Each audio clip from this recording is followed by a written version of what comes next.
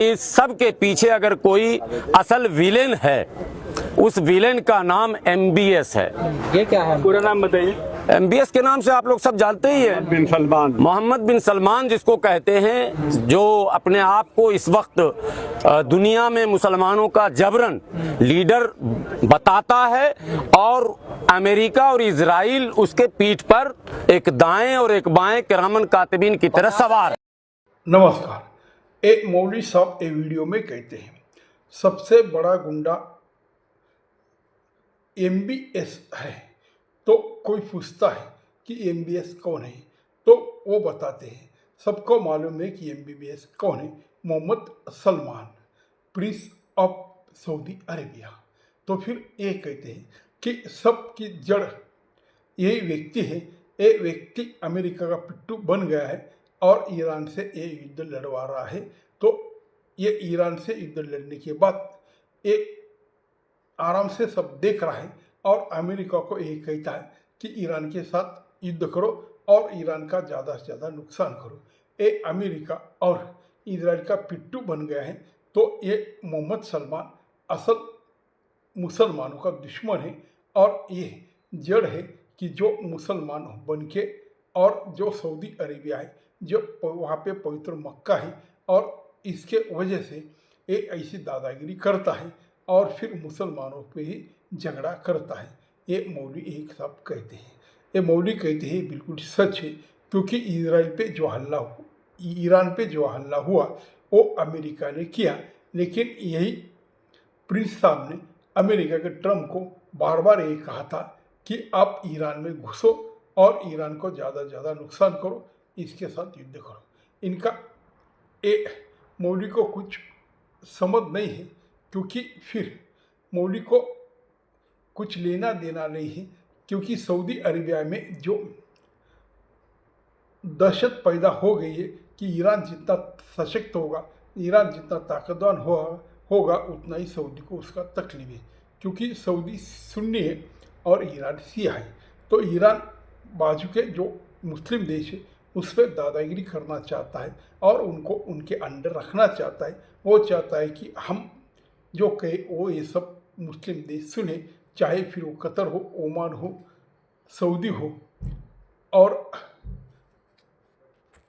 लेकिन ये मौलवी जी को नहीं समझ में आएगा, ये समझ में सिर्फ प्रिंस को आएगा, क्योंकि प्रिंस को ना सिर्फ धर्म चलाना है ना कट्टरता चलानी है। प्रिंस को अपना देश बचाना है। जब इस देश का तेल खत्म हो जाएगा तो फिर सऊदी का क्या होगा? वहाँ पे सब रेती है, वहाँ पे सब वाळवंट है, तो फिर उस डेजर्ट में लोग क्या करेंगे? जब लोगों के पास खाना नहीं होगा, लोगों को कुछ काम नहीं होगा, तो फिर इन प्रिंस का राज का क्या होगा, इनकी गद्दी का क्या होगा? ये भी प्रिंस को सोचना पड़ेगा। इसीलिए प्रिंस ने वहाँ की जो कट्टरता थी, वहाँ के कट्टर मौलवी थे, उनको चुप करा दिया और वो अलग अलग देशों से अच्छा व्यवहार करना चाहते हैं और भविष्य को अच्छा से अपना देश से ये समझने की कोशिश कर रहे हैं कि कोई भी देश कल अब पेट्रोल ख़त्म होने के बाद कि सऊदी से कैसा व्यवहार करेगा। जब सऊदी से आज कट्टरता रहेगी, फिर लोग बाद में अलग अलग देश सऊदी को कैसी मदद करेंगे। इसीलिए प्रिंस वहाँ पे कट्टरता कम करके मजहबी की जो कुछ कट्टर बातें हैं वो कम करके वो सिर्फ सब दुनिया में अच्छाई दिखाना चाहते हैं और हमारा मजहब अच्छा है। इसीलिए उसने भारत को एक हिंदू धर्म बनाने की इजाज़त दे दी और वहाँ पे हिंदू धर्म बन गया और एक ऐसी सिटी निर्माण कर दी जहाँ पे लोग अपना जो अच्छा सा रहन सहन है, खाना पीना है, शराब है, डांस है, कुछ जो क्लब है, सब उसने खोल दिए। और फिर जो मुसलमान धर्म में ये चीज़ें नहीं है वो उसने सऊदी में ला दी। ये इसीलिए ला दी कि दुनिया वहाँ पे इकट्ठा हो जाए, वहाँ पे पर्यटन बढ़े और पर्यटन का पैसा अच्छा आए। भविष्य में जब तेल खत्म होगा तो देश इस पर्यटन से चलेगा। सब अच्छे देश उनसे अच्छा व्यवहार करेंगे और वहाँ पे इंडस्ट्री लगाएंगे। इसीलिए ये प्रिंस ये मुस्लिम को लोगों की जो कट्टरता है वो कम करने की कोशिश करते हैं और ईरान ज़्यादा से ज़्यादा कट्टर हो रहा है।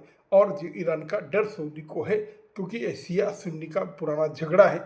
जब ईरान ज़्यादा ताकतवर हो जाएगा तो फिर वो सऊदी को ही पहले बकरी का बला बनाएगा। इसीलिए ये प्रिंस ये कुछ ऐसी बातें करते हैं, लेकिन कट्टर मुस्लिम को वो रास नहीं आता। उनको लगता है कि ये मुसलमान देश होने के बाद ये प्रिंस में ऐसा क्यों करता है, इनका ये समझ में नहीं आएगा।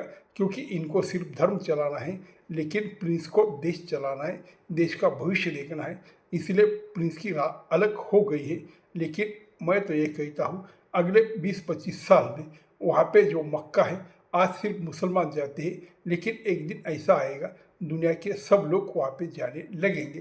क्योंकि ये पहले ये मूर्ति पूजे की लोग थे, फिर मूर्ति पूजक लोगों को यानी हिंदू को पहला यहाँ पे जाने की इजाज़त दे दी जाएंगी और क्रिश्चियन भी जा सकेंगे। इससे पर्यटन बढ़ेगा, पैसा आएगा और खुशहाली आएगी। ये भविष्य का देखने वाले प्रिंस से ये बहुत बराबर है, लेकिन मौलवी को ये कुछ समझ में आएगा नहीं। नमस्कार।